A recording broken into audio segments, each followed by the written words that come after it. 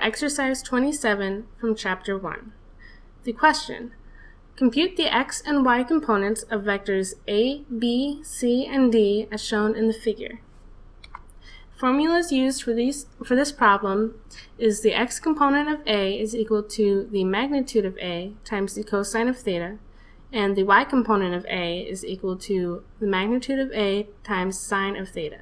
And theta is defined as the angle between the vector and the x-axis. For vector A, we see that the magnitude is -8, and the value for theta is equal to 90.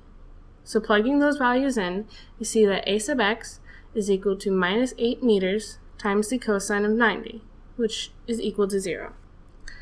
A sub y is equal to -8 meters times the sine of 90, which is equal to -8 meters.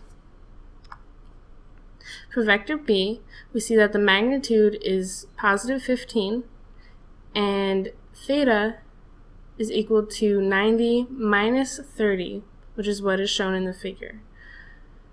So theta is equal to 60.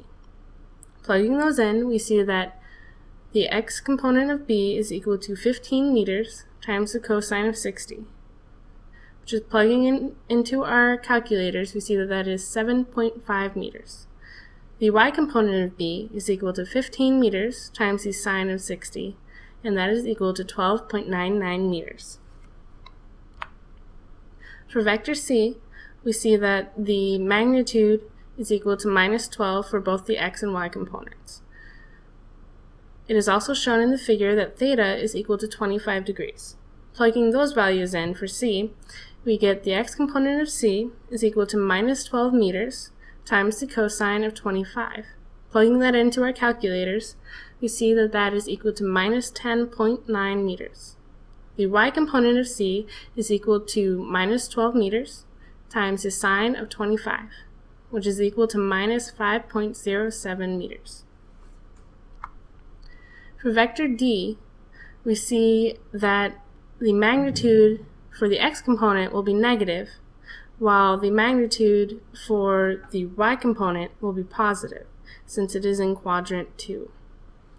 So plugging in those values,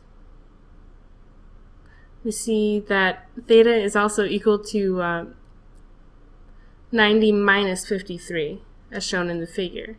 So our theta is 37.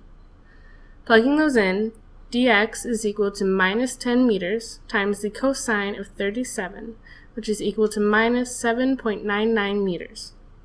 The y component of d is equal to a +10 times the sine of 37, which will give us a value of 6.02 meters.